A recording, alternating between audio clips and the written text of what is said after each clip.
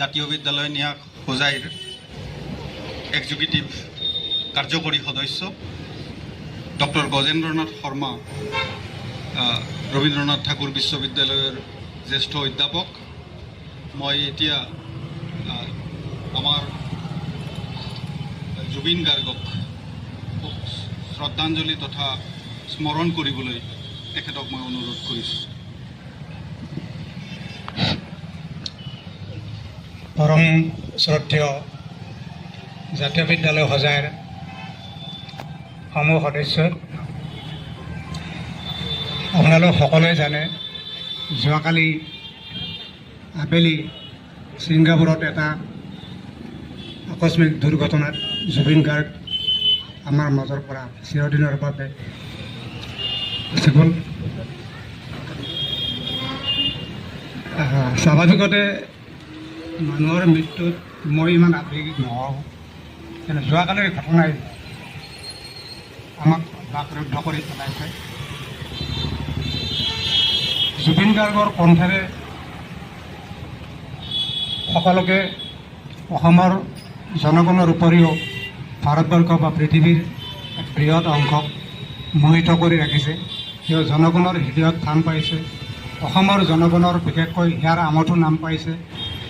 এইজন জুবিন গাৰ্গ আমাৰ মাজৰ পৰা হেৰাই গ'ল, আমি অতি দুখিত। এনেকুৱা জুবিন গাৰ্গ আমি যে আকৌ এজন পাম, সাকৰ আপৰ টান। যি নহওক, সঁচাটো আমি মানিবই লাগিব। আমাৰ মাজৰ পৰাও, নতুন প্ৰজন্মৰ পৰাও আৰু কোনোবা জুবিন গাৰ্গ ওলাব লাগিব। জুবিন গাৰ্গৰ নিচিনা শিল্পী, মানৱ দৰদী কণ্ঠ, মানৱ ধৰণী মানুহ ওলাব লাগিব। এইখিনি কৈ শেষত জুবিন গাৰ্গৰ আত্মাই সদগতি লাভ কৰক, তাকে কৈ মই এই দুখৰ বক্তব্য সামৰিব পাৰিম।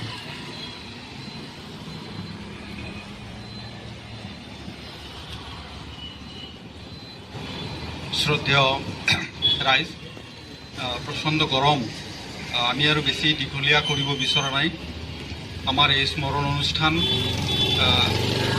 আমি আচলতে কোনেও প্ৰস্তুত নাছিলোঁ। আৰু এজন শিল্পী, যিগৰাকী শিল্পী মাত্ৰ 52 বছৰ বয়সতে আমাক এৰি চিৰবিদায় মাগিলে, যিগৰাকী আছিলে অসমৰ তথা ভাৰতৰ নৱপ্ৰজন্মৰ হাৰ্টথ্ৰব। আজি আমি বিভিন্ন ঠাইত আমি লক্ষ্য কৰিছোঁ যে অসমৰ যিসকল উদীয়মান যুৱক, বিশেষকৈ এই চামটোৱে আজি মৰ্মাহত হৈ পৰিছে।